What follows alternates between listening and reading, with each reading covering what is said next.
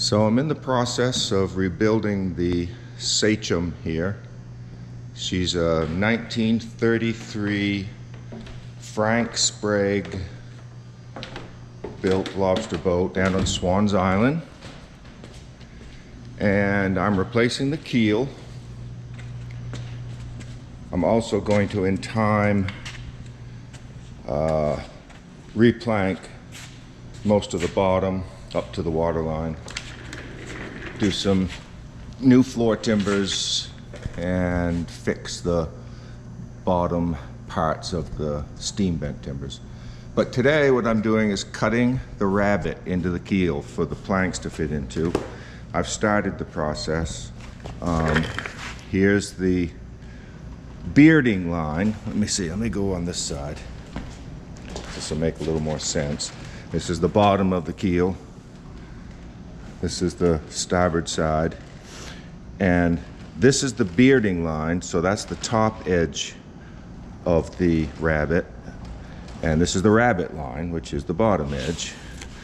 And what you do is get, I made these lines off of the old keel. I used some measurements off the old keel to establish the rabbet line. And then I actually had this new keel jacked up into place under the boat and used a short straight edge to establish where the bearding line wanted to be, because it's pretty indiscriminate on the old keel.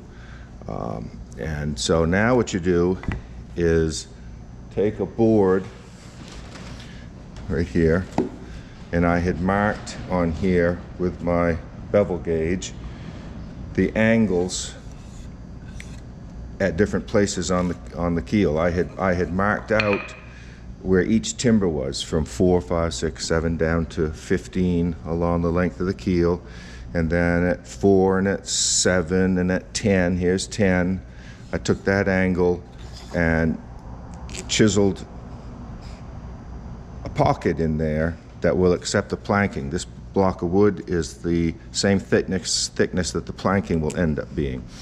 And that wants to fit in there like that, flush here on that bottom edge, and a 90-degree corner in there. And you can see they're much shallower. They're very shallow up here at 4, 7's got a little more angle, 10's more, 13 down here has got a lot of angle. There's some junk in there. 13's got a lot of angle. So now what I'm going to do is I'm going to continue this on and get the angles at 11, 12, all along here for each timber, and cut in more little pockets where each timber is. And then once I've done that at each timber, then I can go along and connect all the dots, so to speak, and make this one continuous line. And that's how it's done.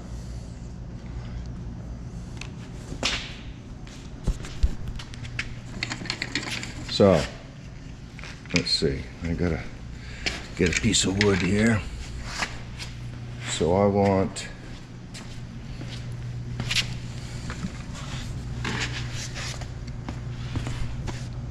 okay, so here's 4, here's 5, here's 6. I've got them numbered here. And hopefully you can see that.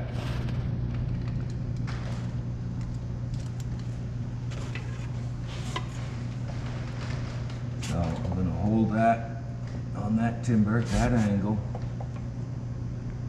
and use my level here. That's actually spot on.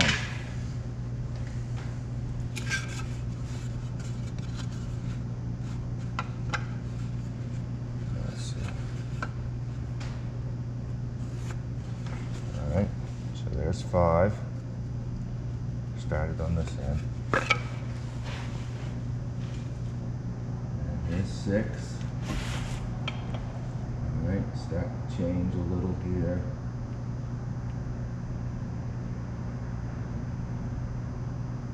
Good.